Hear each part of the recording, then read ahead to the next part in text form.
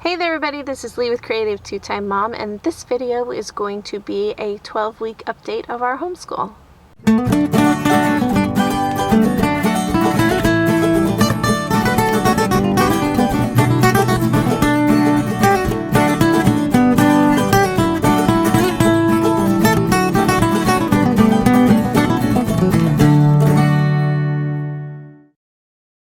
So I'm sitting here in my car. I don't have a whole lot of time to do a sit-down video this week, so I'm going to do this as a real quick car update. There is no virtual homeschool co-op question this week, so I figured I'd give you guys an update on where we're at in our homeschool year.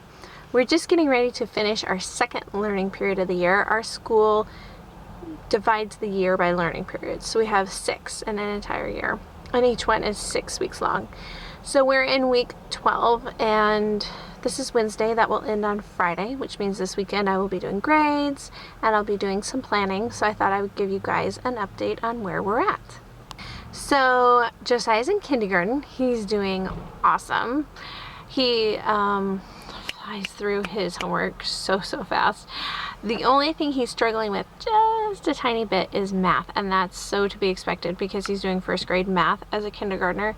And now that we are 12 weeks into the year, it's getting a little tough. You know, he could fly through that stuff in the beginning, and now it's kind of like, what am I doing? But he can count to 100. He can break down numbers between 10s and 1s. That's what we are working on right now. He can do some elementary adding and subtracting. He's doing really good. I'm a little nervous about his adding and subtracting. I don't remember with Lydia like how concrete that concept had to be at this point. So I don't know if that's something I need to spend a little bit more time on, or if it's just going to come back up pretty soon and we'll spend time on it then. But he's doing really well, and like I said, he can already read. The kid's like a fantastic reader. So that's been a blessing that he can even actually sit down and read his own instructions a lot of times, which is great with 3 kids in homeschool. He's loving science and history. Right now we're doing community helpers for history, and he thinks that that is like fantastic. I asked him the other day what his favorite thing was, and he said community helpers. So that's a lot of fun. We're getting ready to head into animals in science. We just finished human body. We started animals this week, and I'm excited to do that with him. I think he's going to really enjoy it. I don't know that he's done a whole lot with animals. Body a little bit because he was with the big kids last year when they did biology. But animals will be a lot of fun. So Lydia's doing really well. She's in that 3rd grade, 4th grade,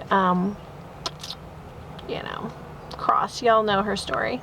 She's doing really well. We're doing California history, which she really likes. And I'm excited. I'm trying to plan a mission trip to one of the California missions here in the next couple of months so that she can kind of get like some real life experience. That's what we've been studying most recently. And she just learned multiplication, and she just started division this week. And so right now she's kind of going, I hate this. But I can already see the wheels, like things are clicking. So I am thankful for that. Excuse me. She's reading a ton on her own. We finished Island of the Blue Dolphins just a couple of weeks ago, and I was reading it to her because I felt like, okay, she's 3rd grade, 4th grade. It's a 6th grade book, and I didn't want her to lose context in trying to read a book that was that much higher.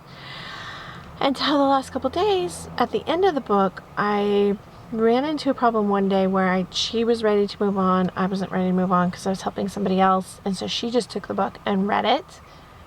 Oh my gosh, she read it, understood it, comprehended it, was able to do all the comprehension stuff with it. And so the last few chapters, I just let her go ahead and read, which I was really surprised. I was like, good for you. Like, that's a hard book to read and comprehend.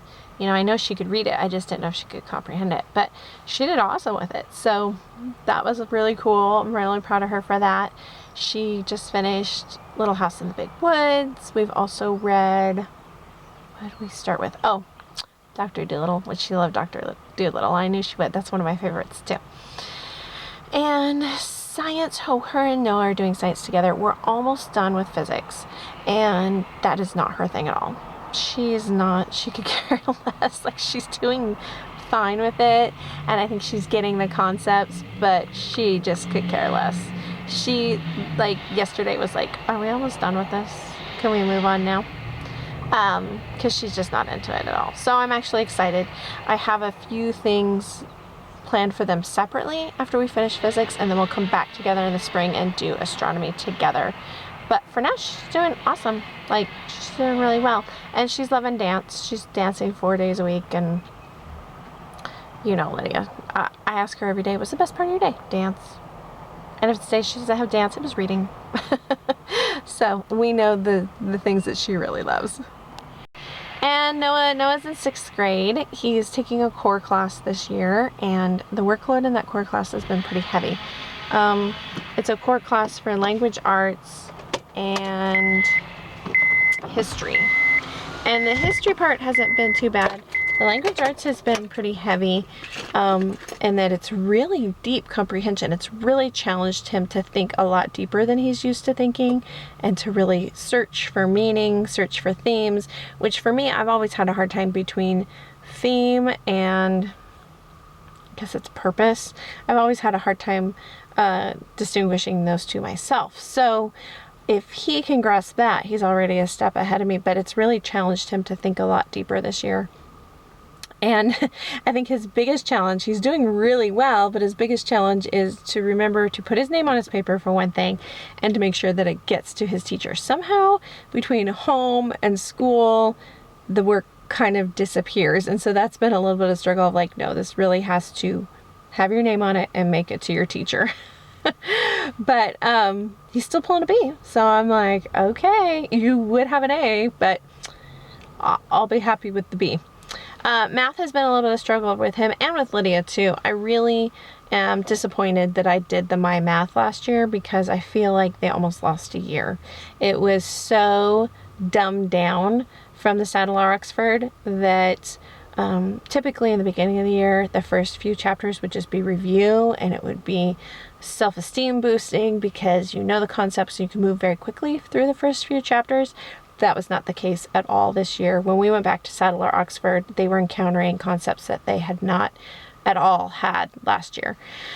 So I'm really kind of frustrated about that. That was my bad call, and especially that, you know, it wasn't anything they did, it was my fault.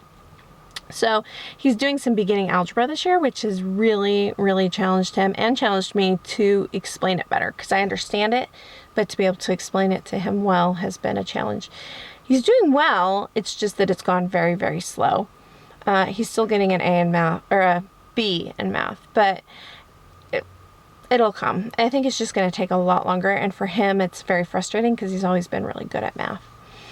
And science, he's doing science with Lydia, and total opposite of Lydia, he loves physics. He absolutely loves it. I think it's because he's also taking this robotics class that he loves, and so the two coincide a lot. Robotics is really helping him with science at home. Science at home is really helping him with robotics.